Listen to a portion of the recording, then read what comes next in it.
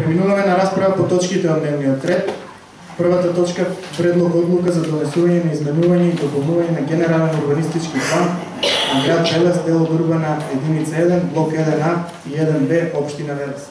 Првата точка предлог одлука за донесување на изменување и дополнување на генерален урбанистички план на град Велес, дел од урбана единица 1, блок 1А и 1Б, општина Велес. Ставам на гласање. Кој е за? 23 присутни, 23 гласа за. Констатирам дека Советот на општина Велес едногласно ја донесе одлуката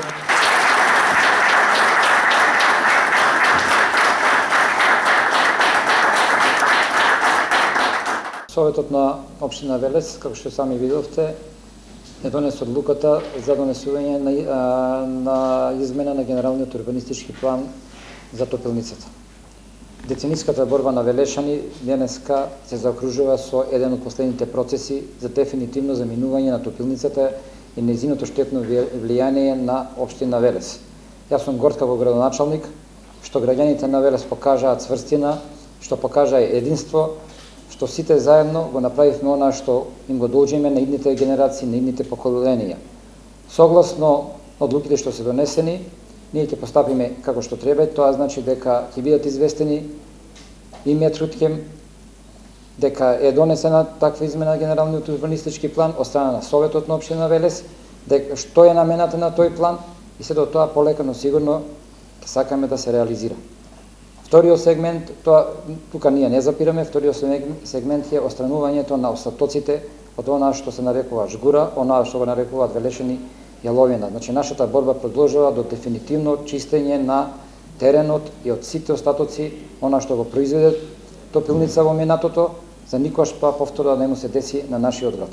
Одлуката која што на денешната седница ја донесе Советот на општина Велес е само круна на повеќегодишната здружена активност на граѓаните во борбата за спасот големиот загадувач Топилницата.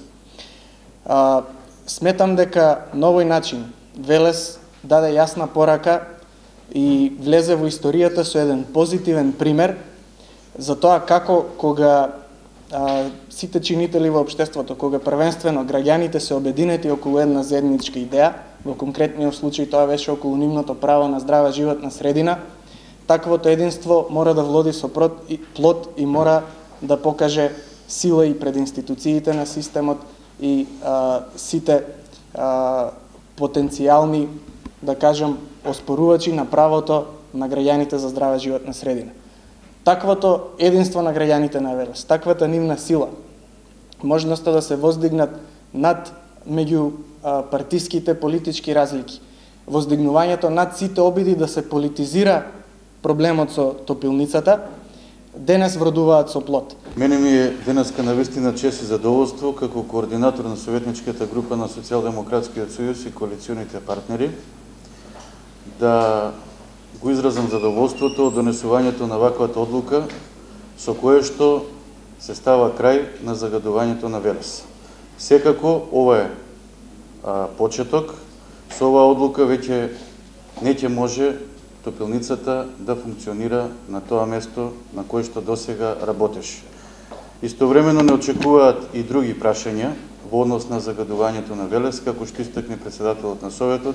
Тоа се прашањата на објектите, прашањата на јаловиштето, прашањата поврзани со фиторемедијацијата на почвата и така натаму. Во секој случај, голема придобивка на граѓаните на општина Велес е денес донесената одлука.